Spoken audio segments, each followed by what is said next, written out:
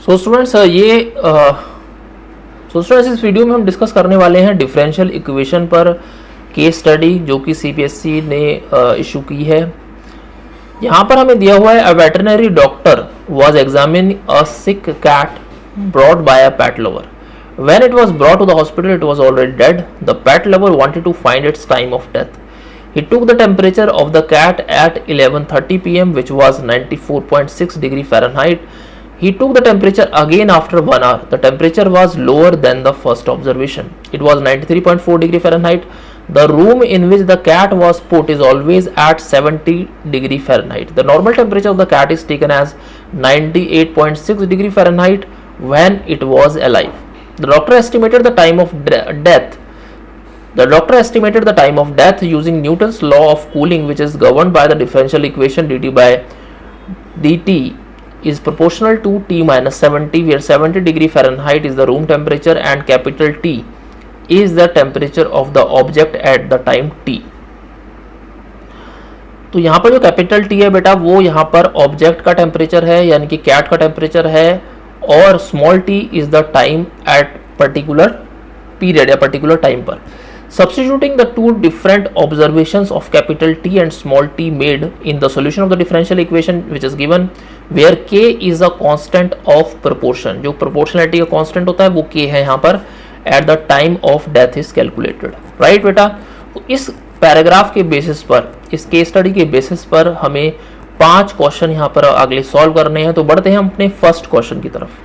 So students, ये है हमारा फर्स्ट क्वेश्चन जिसमें कि पूछा गया है कि state the degree of the above differential equation. बेटा तो यहाँ पे हमेशा ध्यान रखना है कि जब डिग्री की बात हम करते हैं या ऑर्डर की जब हम बात करते हैं तो हमें इस बात का हमेशा ध्यान रखना है कि इसके अंदर जो पैरामीटर हैं वो कितने पैरामीटर इन्वॉल्व हैं। दैट मीन्स जो कांस्टेंट की हम बात करें या पैरामीटर की बात करें, जैसे कि यहाँ पर के जो एक पैरामीटर है, के कांस्टेंट है, तो यहाँ पर सिंगल कांस्टेंट है या सिंगल पैरामीटर है, तो सिंपली आपने क्या लिखना है कि यहाँ पर जो डिग्री होगी वो 1 हो जाएगी इसकी। ठीक है, डिग्री जो होगी वो यहाँ 1 हो जाएगी क्योंकि यहाँ पर एक पैरामीटर गिवन है। तो आप सिंपली इसको लिखोगे कि degree of this differential equation is 1। आपको 1 मार्क यहाँ पर मिल जाएगा। Very simple. क्लियर है बेटा? क्यों? क्योंकि यहाँ पे जो आपको ये पैरामीटर दे रखा है, ये देख लो के जो दे रखा है सिर्फ एक पैरामीटर है, तो डिग्री आपकी 1 हो गई, खत्म कहानी इसकी। तो आगे बढ़ते हैं क्वेश्चन नंबर 2 की तरफ। सो स्टूडेंट्स, ये है हमारा क्वेश्चन नंबर 2 इस वीडियो में और इस केस स्टडी पर भी। Which method of solving a differential equation helped in calculation of the time of death. अब यहाँ पर पूछा है कि वेरिएबल सेपरेबल मेथड है या सॉल्विंग होमोजीनियस इक्वेशन है या सॉल्विंग लीनियर इक्वेशन है। तो हमें ये चीज़ें डिपेंड करती हैं बेटा कि हमारे पास जो गिवन इक्वेशन है वो किस टाइप की इक्वेशन है और उसको हम किस पैटर्न से सॉल्व करेंगे। दैट मीन्स या हम उसको वेरिएबल सेपरेबल मेथड से यूज करेंगे, होमोजीनियस या लीनियर से उसको यहाँ सॉल्व करेंगे। तो यहाँ पर एक बार देख लेते हैं हम किस पैटर्न पे यहाँ पर डिफरेंशियल इक्वेशन जो है बेटा वो बन रही है। तो देखो यहाँ पर क्या है, डी टी, देखो D T upon small T equals to आपके पास है के इंटू कैपिटल टी माइनस 70। तो हम इस केस में क्या करेंगे कि बेसिकली जो हमारे पास जो वेरिएबल्स हैं पहले उसको हम इकट्ठा कर लेते हैं। Very simple, right. तो यहां पर हम लिखेंगे डी टी अपॉन में capital T minus 70 equals to K into D T बेटा, राइट। और इस स्टेप के बाद हम सिंपली इसको इंटीग्रेट कर देंगे। तो इसका मतलब क्या हुआ? इसका मतलब ये हुआ कि हमने सिंपली वेरिएबल सेपरेबल यहाँ पे लगाया है और हमारा जो है डिफरेंशियल इक्वेशन सॉल्व हो गया है, राइट। सॉल्व हो जाएगा यहाँ पर। तो इसका मतलब है कि हमारा जो मेथड यहाँ पे हम यूज करेंगे वो लिखेंगे variable separable method. Very simple, I think clear है बेटा, क्योंकि यहाँ पे हमने सिंपली वेरिएबल सेपरेबल मेथड लगाया है। और ये था हमारा क्वेश्चन नंबर 2। बढ़ते हैं अब क्वेश्चन नंबर 3 की तरफ।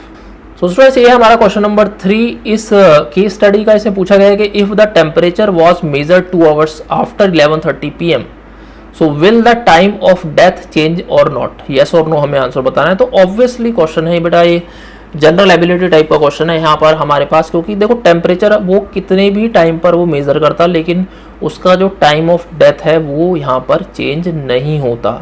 तो हम सिंपली कहेंगे कि डेथ मतलब time of death will not change, right बेटा। तो यहाँ पे हम लिखेंगे will the time of death change, तो हम लिखेंगे यहाँ पे सिंपली नो, आप यहाँ पर लिख देंगे। वेरी सिंपल, राइट बेटा।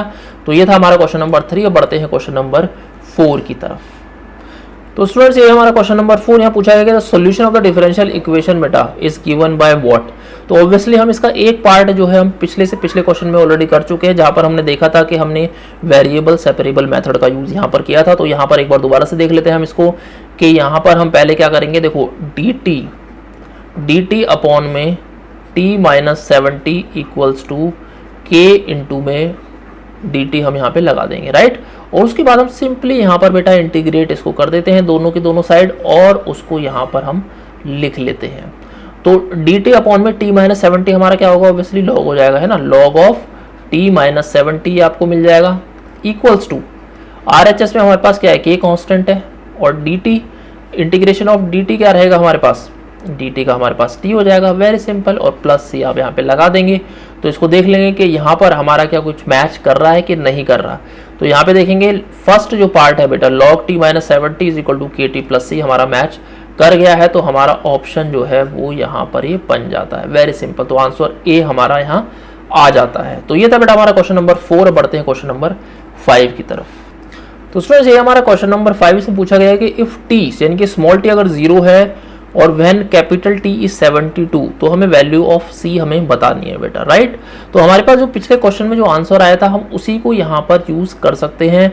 जो हमारे पास आंसर आया था log of T minus 70 equals to K into small t plus C, right बेटा। तो ये हमारा आंसर था पिछले क्वेश्चन का, तो उसी को हमें यूटिलाइज करेंगे। सिंपली हमने सब्स्टिट्यूट करना है। देखो t में क्या करना है 72 और इस स्मॉल t में हमें करना है 0। तो यहाँ पर हम करेंगे log of 72 minus 70 is nothing but log 2 और इक्वल्स टू, तो ये तो प्लस ही हो जाएगा, log 2 इक्वल्स टू ये 0 हो गया हमारे पास प्लस c। तो इससे हमें पता लगता है कि जो c है हमारा वो कितना आ गया बेटा, वो आ गया हमारे पास log 2, यानी कि हमारा जो आंसर आ जाता है वो आ जाता है ऑप्शन नंबर डी, आपको यहाँ मिल जाता है। तो आंसर आपका डी आ जाता है। तो ये था बेटा आपका क्वेश्चन नंबर 5। तो यहाँ पे ये केस स्टडी हमारी समाप्त होती है, एंड होती है। तो अगर आपको ये वीडियो अच्छा लगा तो आप प्लीज़ वीडियो को शेयर कीजिए, लाइक कीजिए और चैनल को सब्सक्राइब कीजिए। Thank you so much.